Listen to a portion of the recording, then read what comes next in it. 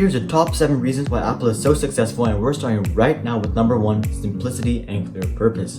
Apple has always kept everything very simple, from their original iMacs to their current MacBooks, and this is what makes all of their products very clean and sleek. Let's be honest here, it is really annoying that you have to buy an adapter just to plug in a USB to your $1,200 MacBook, but at the same time, it is the removal of those ports that make the MacBook so thin and elegant. And this concept carries out throughout their entire product lineup, from their PCs that are simple cylinders to their new iPhones that don't even have home buttons or headphone jacks. Apple is always trying to reduce ports and buttons to keep their products as simple and straightforward as possible. And it is not just the products themselves, but the whole product structure. For so long, the iPhone was only offered in black and white. Nowadays, there's a lot more variety, but the options are still pretty limited when it goes to Apple. Each of their options are carefully chosen and have a clear target demographic. For MacBooks, you can get a MacBook Air if you are a light user or a heavy traveler. The MacBook is perfect for the average user who wants a bit bigger screen and some more power. Finally, the MacBook Pro is for the power user who wants the best there is. And there's just a few colors and specifications to choose from each level, so it really is just that simple.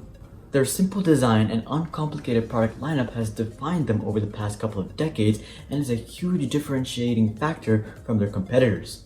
Moving on to number 2, this is the second most important reason why Apple is so successful and their products are so desirable, and that is that the people who create Apple products want the products for themselves.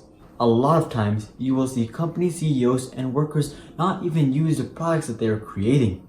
While these CEOs and workers do try their best to relate with the customer and think about what they would want, it is completely different than wanting the product for themselves. At Apple, all of the staff love the products that they create and wouldn't buy anything else for themselves. It is hard to find an Apple employee who doesn't have an Apple Watch, MacBook, and iPhone themselves, and it is not just because they're getting discounts from Apple, but because they truly do enjoy using the products themselves. And Apple only hires employees who have this vision and strong passion for Apple products, and this makes Apple very strong. From Johnny Ive designing a phone that he would want to use, filled with top quality metals and glass, to hundreds of developers who create a user interface that they think is not only beautiful, but easy to navigate and understand. It is this innate passion that Apple employees have for their own products that make their products more desirable for the public as well. Alright, number 3. Apple only makes a product if they know that they can make it better. As Johnny Ive has said himself, our goals are very simple: to design and make better products. If we can't make something better, we won't do it. Apple knows exactly what they are good at and won't do anything else. For example, Apple knows that they are not good at making gaming computers, so they simply just don't do it. Gamers expect a lot of customization, and nowadays RGB and tempered glass are also a very nice touch that many gamers want. This is simply not what Apple aims to offer with their products.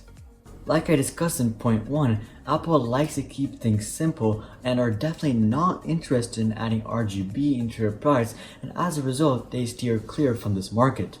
Oftentimes, competitors don't exactly launch products that are better than their competitors, but instead pretty much the same as their competitors for pretty much the same price as well. Now, there's nothing wrong with doing this, it is just that this prevents these companies from really sticking out in any one arena. Apple completely avoids this trap by never launching a product that is in direct competition with their competitors. Instead, they always launch products that are better than their competitors, which are by nature also more expensive. As a result, from the customer's point of view, it is never a choice between design and whatever is cheaper at the time of purchase, but instead, do I want to spend a good amount of money and get a nice product, or spend a little bit more money and get a top-of-the-line product? And clearly, a lot of people around the world want top-of-the-line products, and this has allowed Apple to build a large customer base. And these customers all bought Apple's products because they truly wanted them, not just because that was what was cheaper when they were buying a laptop or phone. And that brings me into point number 4. Apple is always working on the future. As I mentioned in point number 3, Apple is not directly competing with their competitors. As a result, Apple is not concerned with what Samsung brings with the new Galaxy phones. Instead, they're busy working on what people will want in 2 to 4 years from right now. The new iPhone that will come out this year was pretty much finalized and signed off about a year and a half ago. Right now, they're working on finalizing the details for the phone that's going to be coming out in 2020 and starting development on the 2021 phone. And this is not just Apple. Many different companies in many different fields use this exact same strategy, the most notable being Jeff Bezos from Amazon. He says that he is always working 3 years into the future. Whenever a friend congratulates him on a great quarter, he thanks them and tells them this quarter was already baked 3 years ago, and he is currently making a batter for the cake that is going to be baked in 3 years.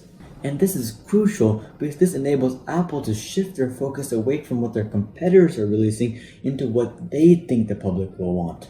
This is a very simple concept and allows Apple to always stay one step ahead of their competitors and ensures that their products are not influenced by anyone else. Moving on to number 5, Apple has been able to build outstanding brand loyalty mainly through their stellar customer service. There are stories of Apple charging notoriously high prices for easy repairs, but for the most part, Apple has really great customer service. The main factor allowing for this is again, passionate employees. Where else do you see people lining up days in advance to buy the newest iPhone who are greeted by enthusiastic, young, knowledgeable staff members who are just as excited about the products? They literally clap and play music. I'm not sure how much more consumer friendly you could really get. And whenever you have an issue with your iPhone, they are more than happy to help you resolve it, and there are several stories of people going in for repairs and getting a free replacement phone. I think that it is clear that while Apple does charge a pretty penny for repairs, their top-notch service is definitely matched with the high price. Plus, they are more than willing to repair or even replace your phone for free if it truly is their fault. This outstanding customer service and stellar products have allowed Apple to build a strong customer base with strong brand loyalty. Number 6. One of the biggest reasons for Apple's outstanding financial success and domination of the Fortune 500 list is their really high gross profit margins, which are almost 40%. Given that their revenue is about $40 to $50 billion every single year, it is clear how this can stack up to a lot of money very quickly. Apple has built themselves a premium name, and as a result, people are willing to spend more money for Apple products even though they know they're overpaying, because they also know that Apple products are products that they can't find anywhere else. And finally, before I move on to the top reason that Apple is so successful, I can't go there without mentioning Steve Jobs.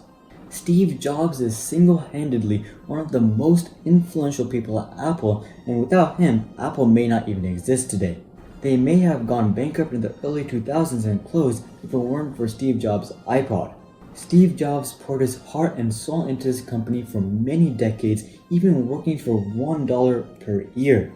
So, as we discuss Apple's outstanding success and how they were able to become the first company to hit a $1 trillion valuation, let's not forget about the man who made it all possible, Steve Jobs. And of course, Steve Wozniak as well.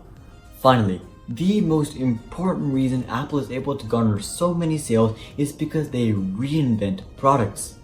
They don't exactly create something new or unique, but the way that they approach existing products revolutionizes the way that people interact with these devices. For example, Apple didn't invent computers, but their Macs are a one-of-a-kind experience. They didn't invent phones, but their iPhone brought computer-like power into a handheld device. As it is evident, the way that Apple reinvents these popular products is what attracts millions of customers every year and even convinces them to spend more money on Apple products over competitor products. It is the flair that Apple products have, their simplicity and elegance, flawless software along with outstanding customer service, that persuade consumers to spend the extra money for an Apple product, and a key to how Apple is able to maintain such high profit margins and high sales and pull in billions of dollars every single year. However, recently, Apple's ever-increasing revenue has seen some drops, and their golden formula has produced some disappointments. If you are interested in the top reasons that Apple has recently been on a downfall, then make sure to check out my dedicated video on that. Also, if you guys liked this video, then make sure to drop a like and consider subscribing if you like to see more videos just like this one. But until then, I'm Holly. I'll see you guys in the next one.